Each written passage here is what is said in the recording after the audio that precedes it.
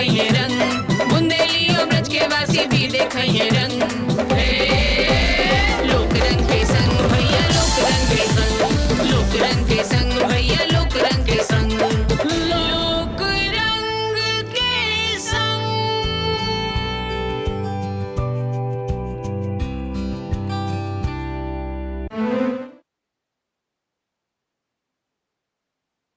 LIC पेश करता है जीवन लक्ष्य। पाएं जीवन बीमा आकर्षक मैच्योरिटी राशि के साथ एवं बीमित व्यक्ति के न रहने पर भविष्य में देय प्रीमियम भुगतान से माफी, सम एश्योर्ड के 10% का प्रतिवर्ष भुगतान पॉलिसी टर्म तक और पॉलिसी की मैच्योरिटी पर सम एश्योर्ड एवं बोनस का भुगतान। बच्चों की शिक्षा एवं अन्य जरूरतों को पूरा करे। LIC का जीवन लक्ष्य।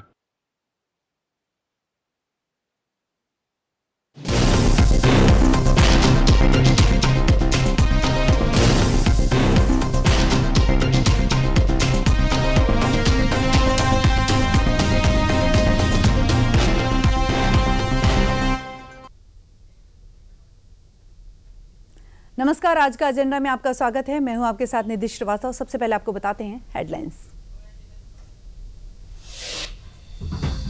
सीएम योगी के सिंगापुर दौरे का आज दूसरा दिन है। साथ ही आपको बताएंगे पीएम मोदी की अध्यक्षता में आज होगी कैबिनेट की बैठक। साथ ही आपको ये भी बताएंगे कि लखनऊ में खौफनाक वारदात का खुलासा, बेटे ने की पिता की हत्या। इसके साथ ही मौलाना तौकीर रजा की जमानत अर्जी पर सुनवाई आज होगी। और इसके साथ ही आपको ये भी बताएंगे T20 विश्व कप, वेस्टइंडीज की जीत, उलझ गया सेमीफाइनल का गणित।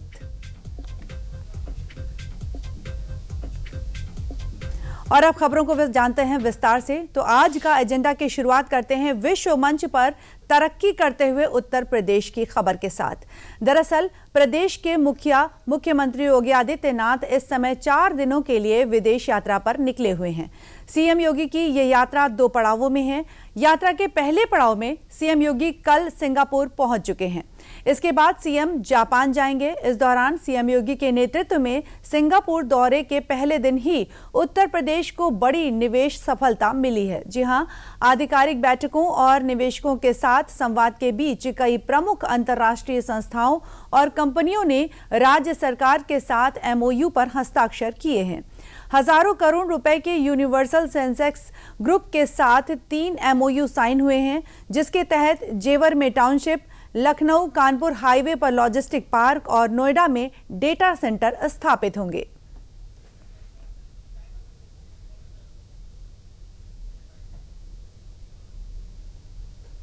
विदेश दौरे पर भगवा वस्त्र पहनकर जाने वाले सीएम योगी का परचम लहराया है और यूपी में निवेश को खींच कर लाया है। जी हां, ये निवेश group housing, logistic park, hyper scale data centre जैसे रणनीतिक क्षेत्रों में होंगे। आपको बता दें कि यूपी में निवेश ही निवेश है। और पहला MOU की बात करें, 3 MOU साइन हो चुके हैं। पहले MOU की बात करें तो जेवर एयरपोर्ट क्षेत्र में 3,500 करोड़ का निवेश है और 100 एकड़ जमीन पर इंटरनेशनल थीम आधारित टाउनशिप विकसित की जाएगी, जिससे 12,000 लोगों को नौकरी मिल सकेगी। यूपी में निवेश ही निवेश है। 3 MOU साइन हुए हैं। परियोजना के 2027 में शुरू होने की संभावना है। और हम दूसरे MOU की बात करें तो कानपुर लखनऊ हाईवे पर 50 एकड़ में बनेगा लॉजिस्टिक पार्क। जी हां, 650 करोड़ के निवेश से 7,500 नौकरियां पैदा होंगी। और अगर हम तीसरे निवेश की बात करते हैं तो hyper scale data centre park के लिए 2,500 करोड़ का निवेश होगा। ग्रेटर नोएडा और नोएडा क्षेत्र में स्थापित होगा hyper scale data centre park. परियोजना में 2,500 यानी 2,500 करोड़ रुपए का निवेश होगा। इसमें करीब 1,500 लोगों को रोजगार भी मिलेगा। उत्तर प्रदेश के अंदर किसी भी अन्य सेक्टर के प्रति, जिस भी फील्ड में, चाहे वह सर्विस सेक्टर हो या फिर किसी भी अन्य इन्वेस्टमेंट की दिशा से किसी भी अभियान के साथ आप जुड़ना चाहेंगे, 34 से अधिक सेक्टोरल पॉलिसीज यूपी ने वर्तमान में हमारी कार्यरत हैं। 75,000 एकड़ का लैंड बैंक यूपी के पास है। बड़े हम लोगों के पास क्लस्टर लैंड के अलग अलग स्थलों पर हम लोगों ने तैयार करके रखे हुए हैं और वहां पर विद्युत की अनवरत सप्लाई करने के साथ ही सुरक्षा का बेहतर माहौल भी है। किसी प्रकार का कोई भय नहीं। भारत के अंदर डिफेंस मैन्युफैक्चरिंग कॉरिडोर भी यूपी के अंदर स्थापित हुआ है। हमारे 6 नोड विकसित हो रहे हैं और ऑपरेशन सिंदूर के अंदर जो ब्रह्मोस मिसाइल दागी गई थी ना, वो लखनऊ की ही है।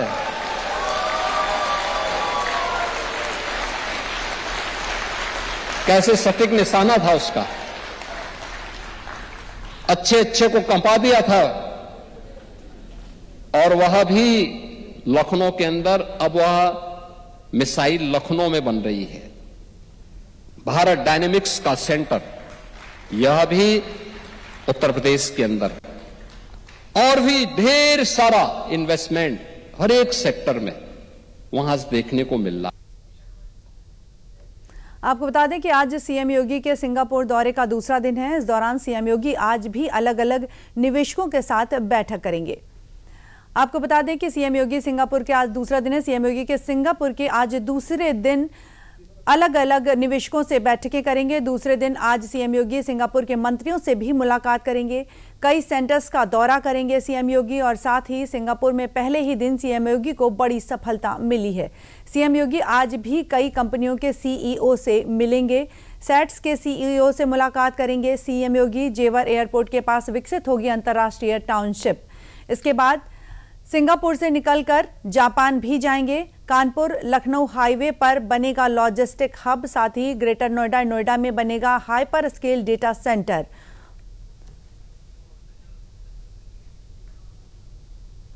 और इस विषय पर अधिक जानकारी के लिए हमारे साथ जुड़े हैं विदेश मामलों के जानकार हैं संजय गुप्ता जी। आइए इनसे जानते हैं। संजय जी, स्वागत है आपका।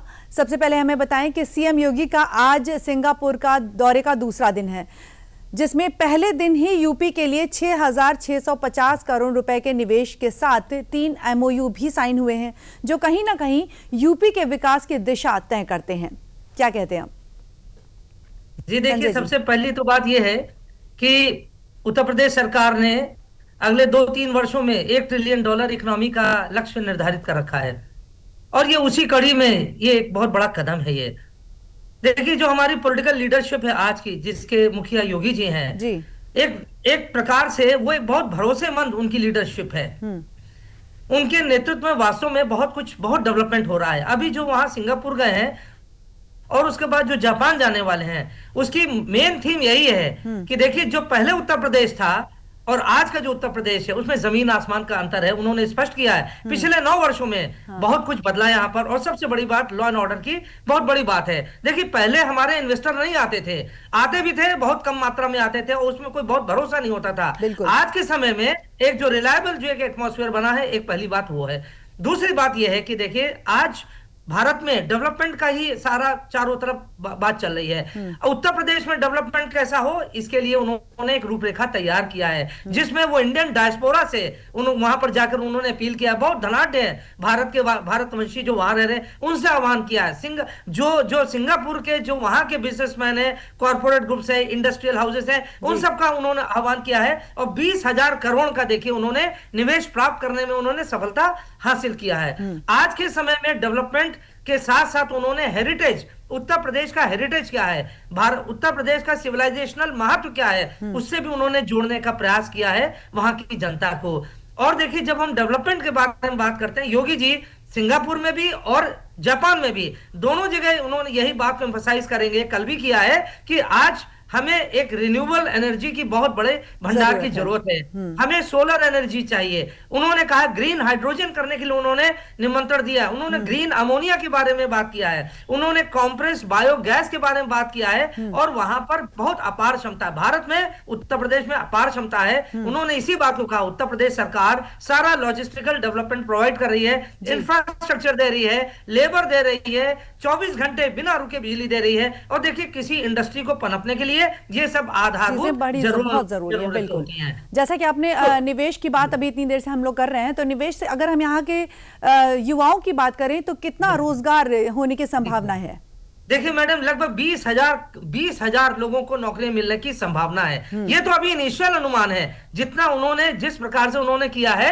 और चाहे वो देखिए जेवर के पास जो वहां पर इंडस्ट्रियल हब बनाने जा रहे हैं, या जो लॉजिस्टिक्स पार्क बनाने जा रहे हैं लखनऊ कानपुर हाईवे के बराबर में, या जो उन्होंने डेटा सेंटर बनाने के बारे में बात किया, सब जगह ये सब एम्प्लॉयमेंट इंटेंसिव ये सारे सेक्टर्स हैं। जहां एम्प्लॉयमेंट मिलेगा वहीं पर रेवेन्यू जनरेशन बहुत अच्छी मात्रा में आने वाला है। साथ साथ डेवलपमेंट के बारे में जितना लेटेस्ट डेवलपमेंट हो सकता है वो सारी चीजें वो लाने का प्रयास कर रहे हैं। तो हम लोग को ये लगता है कि निश्चित रूप से जो आज तक कभी उत्तर प्रदेश के इतिहास में नहीं हुआ था, लगभग अब वो साकार होने जा रहा है। और इसके लिए एक स्ट्रॉन्ग डायनेमिक पॉलिटिकल लीडरशिप की जरूरत है, और जो योगी जी में भरपूर मात्रा में है। वो भारत को और सिंगापुर को जोड़ने का प्रयास कर रहे हैं, चाहे वो डायस्पोरा के माध्यम से, चाहे हेरिटेज के माध्यम से, चाहे सिविलाइजेशन, चाहे वो डेवलपमेंट के जो नए नए आयाम है बहुत सारे। उन्होंने देखे सेमीकंडक्टर चिप मैन्युफैक्चरिंग के बारे में बात किया है। वहां पर सिंगापुर में लोगों से कहा है, कंपनियों से कहा है कि आप आइए हमारे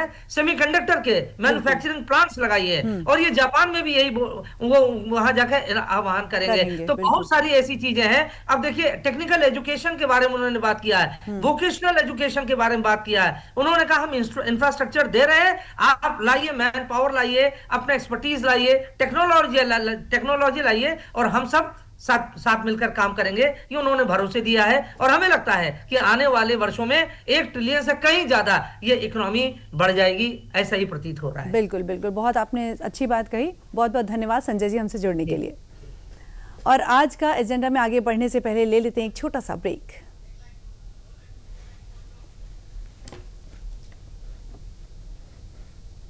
कब तक आप ऐसे फ्यूचर का टेंशन लेकर चलते रहेंगे? LIC के न्यू पेंशन प्लस के साथ अपनी पेंशन का प्लान बनाइए, क्योंकि ये प्लान आपके फ्यूचर के लिए मार्केट लिंक्ड वेल्थ क्रिएट करता है। और तो और इस प्लान में गारंटीड एडिशंस के साथ पेंशन पाने के कई ऑप्शंस भी हैं, so that you grow young and tension free. LIC, हर पल आपके साथ। आप देख रहे हैं आज का एजेंडा, और आज का एजेंडा में अब बात प्रधानमंत्री नरेंद्र मोदी की अध्यक्षता में होने वाली कैबिनेट बैठक की। दरअसल पीएम की अध्यक्षता में आज सुबह 11 बजे केंद्रीय मंत्रिमंडल की बैठक आयोजित की जाएगी। ये बैठक नए प्रधानमंत्री कार्यालय सेवा तीर्थ में होगी, और यहां होने वाली ये पहली बैठक होगी। इससे पहले मंत्रिमंडल की पिछली बैठक पुराने पीएमओ हाउस साउथ ब्लॉक में संपन्न हुई थी। आज इस बैठक में मंत्री अपने एजेंडे पर चर्चा के अलावा अपने मंत्रालय से जुड़ी कई उपलब्धियां या कोई व्यक्तिगत गुड न्यूज भी साझा कर सकते हैं।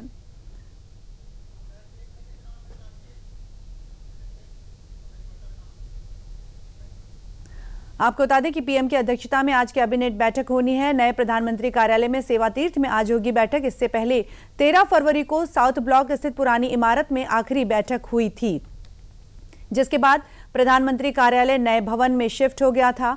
और इसके साथ ही साउथ ब्लॉक की आखिरी बैठक में पीएम मोदी ने ऐतिहासिक इमारत से जुड़ी कई यादें भी साझा की हैं। नए प्रधानमंत्री कार्यालय में आज बैठक होनी है। सेवा तीर्थ यानी नया प्रधानमंत्री कार्यालय, जो बिखरी हुई सरकारी इमारतों को पास लाने और प्रशासनिक दक्षता बढ़ाने के उद्देश्य से बनाया गया है। कैबिनेट सचिवालय, जो पहले राष्ट्रपति भवन परिसर में था, अब सुविधा के लिए सेवा तीर्थ में शिफ्ट हो गया है। आपको ये भी बता दें कि अब कैबिनेट सचिवालय भी राष्ट्रपति भवन से सेवा तीर्थ में शिफ्ट हो गया है, और जिससे कामकाज में और सुगमता आने की उम्मीद हो गई है। साथ ही पास में ही प्रधानमंत्री का नया आवास भी बन रहा है, जिसके पूरा हो जाने पर नया संसद भवन, पीएमओ, पीएम आवास, सभी मंत्रालय एक दो किलोमीटर के दायरे में आ जाएंगे, यानी कि सब आसपास के दायरे में ही रहेंगे। वीवीआईपी मूवमेंट के कारण जिस तरह से ट्रैफिक जाम की समस्या होती थी, अब वो नहीं लगेगी, उससे राहत मिल जाएगी। और इस खबर पर अधिक जानकारी के लिए हमारे साथ वरिष्ठ पत्रकार जुड़े हैं वीएन भट्ट जी। आइए इनसे जानते हैं। वीएन भट्ट जी, स्वागत है आपका। सेवा तीर्थ यानी नया प्रधानमंत्री कार्यालय, जो बिखरी हुई सरकारी इमारतों को पास लाने के लिए बनाया गया है, आज यहाँ पहली बैठक होनी है, तो आज के क्या कार्यक्रम होने हैं, सबसे पहले हमें बताएं। देवो भवन जी, और ये सेंट्रल विस्तार प्रोजेक्ट है, जो शुरू हुआ था उसमें नया संसद भवन बन चुका है, और केंद्र सरकार के सारे मंत्रालयों के कई कार्यालय बन चुके हैं, उनका नाम रखा गया कर्तव्य भवन। और आज सेंट्रल मिनिस्टर के प्रमुख कहीं मुख्य भाग है ऑफिस उसमें आज विकास हो रही है। ये भारत के इतिहास में इतिहास में हो रहा है और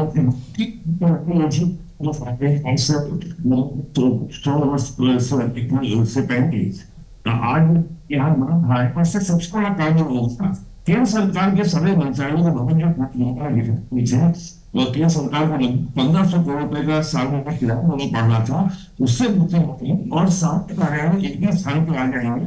तो उसमें जो सरकार का समूह होता था ट्रैफिक में, जैसे आपने बताया वो सब इससे मुक्ति मिलेगी।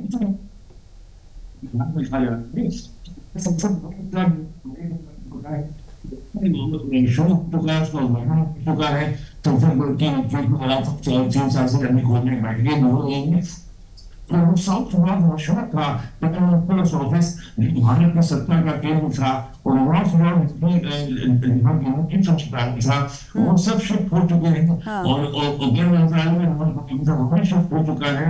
तो पोस्ट मैनेजमेंट की केंद्र सरकार का जो सीट ऑफ पावर है वो अब पूरी तरीके से पीओ के कार्यालय के शुरू होने के बाद वो पूरी तरीके से फैसला हो जाएगी। केवल एक कार्य बचेंगे, एक तो कर्तव्य और अन्य बाकी है केंद्र सरकार की मंत्रालयों के और जो प्राइम मिनिस्टर का आह्वान दिया है और सारा काम हो जाएगा। जी जी बिल्कुल बिल्कुल। वीएन भट्ट जी बहुत बहुत धन्यवाद हमसे जुड़ने के लिए और जानकारियां साझा करने के लिए। और अब आज का एजेंडा में खबर राजधानी लखनऊ से है, जहां एक दिल दहला देने वाला मामला सामने आया है। जी हां, लखनऊ के आशियाना इलाके में एक बेटे ने ही अपने पिता की हत्या कर दी और सबूत मिटाने के लिए शव के टुकड़े कर अलग अलग जगह पर फेंक दिए। दरअसल आशियाना थाने में मानवेंद्र सिंह की गुमशुदगी दर्ज होने के बाद पुलिस लगातार जांच कर रही थी। जांच के दौरान जब पुलिस ने गुमशुदा के 21 वर्षीय बेटे अक्षत प्रताप सिंह से सख्ती से पूछताछ की तो पूरे मामले का चौंकाने वाला खुलासा सामने आया। पूछताछ में आरोपी बेटे ने कबूल किया कि 20 फरवरी की सुबह करीब 4:30 पर किसी बात को लेकर पिता पुत्र के बीच विवाद हुआ और विवाद इतना बढ़ गया कि बेटे ने आवेश में आकर अपने पिता को गोली मार दी, जिससे मौके पर ही उनकी मौत हो गई। फिलहाल पुलिस और फॉरेंसिक टीम ने मौके से कई अहम साक्ष्य जुटाए हैं और आरोपी को हिरासत में लेकर पूछताछ जारी है।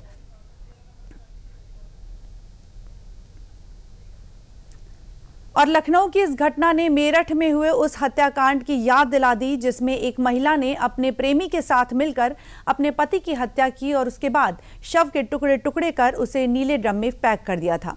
हालांकि लखनऊ की घटना मेरठ में हुए हत्याकांड के लगभग 1 साल बाद हुई है, जब नीले प्लास्टिक ड्रम पर राष्ट्रीय स्तर पर कुख्यात हो गए। आपको बता दें कि बेटे ने पिता की हत्या की, नीले ड्रम में मिला धड़ और सिर। जी हाँ, 49 वर्षीय मानवेंद्र सिंह एक शराब व्यापारी और पैथोलॉजी लैब के मालिक थे और 20 फरवरी को सुबह 4:30 पर किसी बात को लेकर पिता और पुत्र में विवाद हो गया।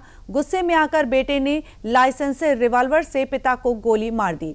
सबूत छिपाने के लिए बेटे ने पिता के शव के टुकड़े टुकड़े कर दिए और अवशेषों को एक नीले ड्रम में डाल दिया। पुलिस ने आरोपी बेटे को गिरफ्तार कर लिया है। पूछताछ में उसने अपना गुनाह भी कबूल लिया है।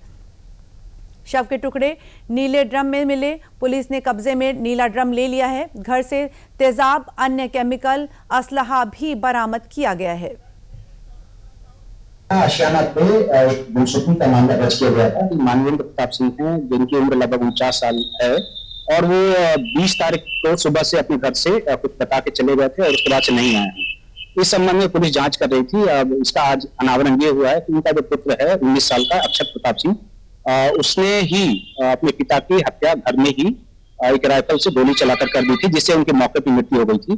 जो मुलजिम है वो पुलिस की कस्टडी में है, उसने अपने जुर्म का इकबाल कर लिया है और घटनास्थल का निरीक्षण हम लोगों के द्वारा कर लिया गया है। फॉरेंसिक की टीम साक्ष्य इकट्ठा कर रही है और जो मुलजिम है उसने ये भी अभी बताया है कि उसने जो साक्ष्य को छुपाने की दृष्टि से जो शव है उसके कुछ टुकड़े किए थे, जिसमें कुछ पार्ट्स को उसने एक जगह कहीं फेंक दिया है और जो बॉडी का जो धड़ है वो ग्राउंड फ्लोर से बरामद भी हुआ है। इस सिलसिले में अग्रिम विधि कार्रवाई की जा रही है और साक्ष्य संकलन किए जा रहे हैं। और इस खबर पर अधिक जानकारी के लिए जुड़े हैं हमारे संवाददाता अभिषेक मणि त्रिपाठी जी। आइए इनसे जानते हैं। अभिषेक जी, नीले ड्रम में जो शव मिलने का सिलसिला है ये लगातार एक के बाद एक सामने आता जा रहा है। ऐसे में ये आशियाना का जो मामला है, इस पूरे मामले पर प्रकाश डालें अभिषेक जी। बिल्कुल, देखिएगा फिर से अगर बात करें तो जैसा कि आपने बताया नीला ड्रम फिर से सुर्खियों में आया है, लेकिन इस बार मामला थोड़ा सा ज्यादा पेचीदा है क्योंकि बेटे ने अपने बाप की मौत जान से मार दिया, क्योंकि अपने आप में बहुत बड़ा दुखद घटना है। लेकिन बात अगर इसकी पूरी तह तक जाए तो इससे पहले भी 4 महीने पहले इनके घर में चोरी हुई थी, जिसकी शिकायत इनके पिता ने करवाई थी, गहनों की चोरी हुई थी। उसमें भी ये संलिप्त पाया गया था, जिसके बाद उसके पिता ने जो इस पे कंप्लेन करी थी चोरी वाली, उसको वापस लेना पड़ा। पहले उन्होंने अपनी नौकरानी तक हुआ, उसके बाद से इन्होंने जब जानकारी पता की, अंदर से इनको कुछ पता चला कि नहीं इस मामले में कहीं ना कहीं इनका बेटा ही इन्वॉल्व है, तो इन्होंने वो मुकदमा वापस लिया। लगातार ये 2 बार से नीट का एग्जाम दे रहा था, नीट की उसने कोचिंग करी हुई थी, उसमें इसको शिकस्त हासिल हुई, ये फेल हुआ, लेकिन अपने खर्चे तमाम जो अयासी के खर्चे हैं उसको पूरा करने के लिए कहीं ना कहीं इस तरह की वारदात घर में इंतजाम होता था, जिसको लेकर पिता लगातार इसे समझाते थे, हम तक कहते थे इस तरह की गलतियां न करें। लेकिन बार बार दिन प्रतिदिन चीजें बढ़ती गई और एक दिन ऐसा आ गया कि किसी ने उनकी गोली मार हत्या कर दी। और जो सबसे बड़ी बात देखने वाली थी, को जो है कई टुकड़ों में करकर नीले ड्रम में भरकर और खुद ही जाकर पुलिस थाने में कंप्लेन कराई कि मेरे पिता गायब है। लेकिन पुलिस ने लगातार जांच की और जांच में सामने आया, जब पकड़ा गया तफ्तीश की गई, जानकारी सामने आई कि अपने तरफ पा रहा है। हालांकि बॉडी के कुछ पार्ट नहीं मिल पाए, लगातार पुलिस जांच कर रही है, अब तमाम चीजों को सामने निकल जाएंगे और उनकी टीम जो है वो जांच। जी अभिषेक जी, क्या लगता है कि ये मामला जो है ये सिर्फ अचानक हुए विवाद का लगता है या इसके पीछे कोई और भी वजह हो सकती है? नहीं, बिल्कुल, जैसे मैंने आपको बताया कि लंबे समय से जाहिर सी बात है, आप पढ़ाई में आगे नहीं बढ़ पाए तो कहीं ना कहीं चीजें हैं, तमाम जो आज के सर्किल आजकल दोस्ती देखने को मिलती है, तमाम जो खर्चे हैं यात्रियों के खर्चे हैं, वो कहीं ना कहीं संपन्न परिवार है, 4 पैथोलॉजी उनकी थी, ऐसा भी नहीं कि किसी कमजोर घर से थे, पैसे की कोई समस्या थी, वो भी नहीं थी। लेकिन पिता होने के नाते पिता बार बार बच्चे को सही राह पर जाने के लिए जो शिक्षा देता है, वो कहीं ना कहीं वो शिक्षा देना उनसे भारी पड़ गया। और उसके जो युवक है, जो इनका बेटा है, 19 वर्ष का मात्र है, उसके पिता की गोली मार हत्या करने के बाद को कई टुकड़े करके निर्णय करने छुपा दिया और इसके बाद जी बहुत बहुत धन्यवाद अभिषेक जी हमसे जुड़ने के लिए, तमाम जानकारियां साझा करने के लिए। और आइए अब आज का एजेंडा में अगली खबर की ओर चलते हैं। अगली खबर हमारी बरेली हिंसा के आरोपी मौलाना तौकीर रजा की जमानत याचिका से जुड़ी हुई है, जहां आज यानी 24 फरवरी को इलाहाबाद हाई कोर्ट में मामला तौकीर रजा की जमानत याचिका पर सुनवाई होगी। तौकीर रजा पर आरोप है कि 26 सितंबर 2025 को तौकीर ने इस्लामिया इंटर कॉलेज में संप्रदाय विशेष के लोगों से इकट्ठा होने का आह्वान किया था। बीएनएसएस की धारा 163 के तहत प्रतिबंधात्मक आदेशों के बावजूद 500 लोगों की भीड़ इकट्ठी हुई और मौलाना आज़ाद इंटर कॉलेज से श्यामगंज चौराहे की तरफ बढ़ी। भीड़ ने पुलिस की चेतावनी और समझाने की कोशिशों को नजरअंदाज किया। लोग आगे बढ़ने लगे और आगे बढ़ने पर अड़े भी रहे। भीड़ ने शामिल लोगों ने पुलिस पर बल प्रयोग किया, साथ ही ईंटें पत्थर भी और एसिड की बोतलें भी फेंकी। पुलिस कर्मियों पर गोलाबारी भी की। आपको बता दें कि बरेली में 26 सितंबर को हिंसा का मामला सामने आया था, जिस पर इलाहाबाद हाई कोर्ट में मौलाना तौकीर रजा की जमानत अर्जी पर आज सुनवाई होनी है। मामले में सभी आरोपियों की जमानत पर एक साथ सुनवाई होगी। फतेहगढ़ जेल में बंद है मौलाना तौकीर रजा। और आपको बता दें कि इस खबर पर हमारे साथ रामेंद्र जी जुड़े हुए हैं। आइए इनसे जानते हैं। रामेंद्र जी, बरेली हिंसा का जो ये आरोप तय हुआ है, इसको लेकर आज सुनवाई होनी है, क्या कुछ आज मामला सामने आएगा निकलकर? देखिए निधि, इलाहाबाद हाई कोर्ट में जो बेल याचिका है उसके लिए तौकीर रजा के वकील गए थे। उन्होंने कहा था कि हमारे जो वादी हैं, जो जिन्होंने याचिका दायर की तौकीर रजा, उनको साजिशन फंसाया गया, उनका कोई आरोप नहीं है। लेकिन स्टेट गवर्नमेंट से आज जवाब मांगा गया है कि राज्य सरकार अपना जवाब दे क्यों इनको बेल दे दी जाए। तो राज्य सरकार ने पहले ही जो केस हिस्ट्री बनाई है, 17 मुकदमे हैं और 10 मुकदमे हैं जिनको दंगा भड़काने के आरोप लगे थे, मुकदमे लिखे गए थे। लेकिन कभी गिरफ्तारी नहीं हुई। उनको लग रहा था इससे हौसला उनका बढ़ता चला गया और वो लगातार इस बार भी वही घटना की जो पिछली सरकार उन करते आ रहे थे। योगी सरकार ने रात में उनको घसीट कर बंद किया और जेल भेजा, संबंधित धाराओं में मुकदमा लिखा, जो उनके तथाकथित साथी थे उनके खिलाफ मुकदमा लिखा गया, कई बिल्डिंगें जो नाजायज बनी तो उनको जमींदोज किया गया।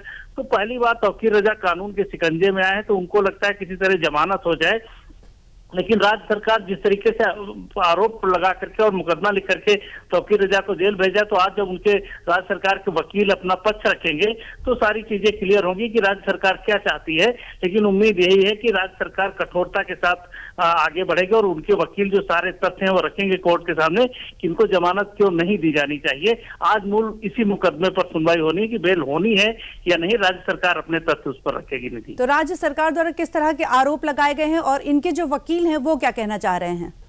देखिए, राज्य सरकार ने लगातार उनकी पूरी केस हिस्ट्री निकाली कि इन्होंने दसियों दंगे भड़काए बरेली में और इनके खिलाफ कोई कार्रवाई नहीं की। कि लगातार पुलिस आनाकानी करती रही, जो राज्य सरकारें थी वो वोट के लालच से उनके खिलाफ कार्रवाई नहीं की। तो वो पूरी केस हिस्ट्री है, पूरी फेहरिस्त है कि 17 मुकदमे कैसे हुए और इस मुकदमे में इन्होंने राज्य सरकार के अधिकारियों से कहा था कि नहीं, कोई दंगा नहीं होगा, हमने लिखित रूप से आपको दिया है, हम कोई दंगा नहीं भड़काएंगे, कोई लोग वहां नहीं आएंगे। और उसके बाद पेट्रोल बम चले, वहां भीड़ पहुंची और इन्होंने नारेबाजी की और भड़का करके लोगों को भेजा, स्वयं उपस्थित रहे। तो वो सारी चीजें सरकार रखेगी कि प्रशासन चाह रहा था कि शांतिपूर्वक चीजें निपट जाए, लेकिन इनके कारण शांति भंग हुई, वहां मतलब लगातार दंगा भड़काया गया। तो वो सारे तथ्य राज्य सरकार आज कोर्ट में रखेगी कि इस आदमी का निकलना जरूरी है नहीं जरूरी, इस पर राज्य सरकार अपना पक्ष रखेगी, वकील रखेंगे कि क्यों इनको बेल नहीं दी जानी चाहिए। जो आवेदन किया गया उस पर कैसे उसको खारिज करेगी राज्य सरकार, यही उनके तथ्य होंगे। निधि जी जी, बहुत बहुत धन्यवाद रामेन जी हमसे जुड़ने के लिए। Thank you. और आइए अब अगली खबर की ओर चलते हैं। आज का एजेंडा में अब खबर T20 विश्व कप में जारी रोमांच की है।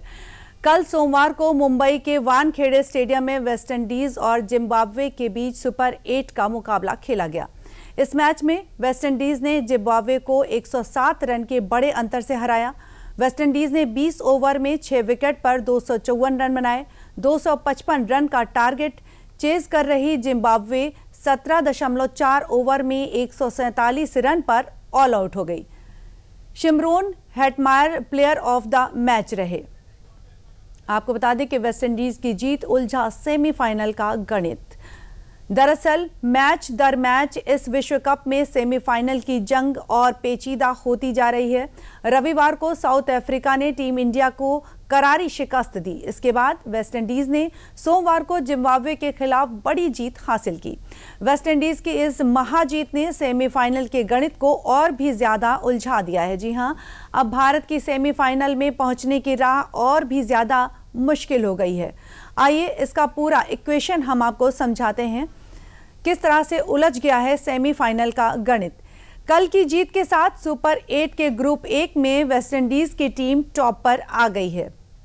2 अंक के साथ ही वेस्टइंडीज का रन 5.350 का है और इसके साथ ही दूसरे नंबर पर साउथ अफ्रीका जो 2 अंक के साथ +3.800 के रन रेट के साथ है। इसके साथ ही तीसरे पायदान पर भारत है जिसका रन रेट -3.800 है और टीम के पास कोई अंक नहीं है। इसके साथ ही चौथे नंबर पर जिम्बाब्वे 5.350 रन रेट और 0 अंक के साथ। कैसे पहुंचेगा सेमीफाइनल में भारत और क्या हो सकता है आगे, इसके बारे में भी हम आपको बता दें कि कैसे पहुंचेगा सेमीफाइनल में भारत। वेस्टइंडीज अब बचे हुए 2 मैच में से 1 मैच भी जीतकर सेमीफाइनल में पहुंच सकता है, क्योंकि वेस्टइंडीज का रन रेट अभी सबसे ज्यादा बेहतर है। जी हां, भारत और साउथ अफ्रीका भी अगर दोनों मैच जीतते हैं तो फिर 3 टीमें होंगी जिनके पास 6 अंक होंगे, यानी फैसला नेट रन रेट से ही होगा। भारत को अपने दोनों मैच बेहतर अंतर से जीतने होंगे, साथ ही साउथ अफ्रीका भी सारे मैच जीत जाए। और इसी खबर के साथ ही आज का एजेंडा में फिलहाल के लिए इतना ही। दीजिए इजाजत, नमस्कार।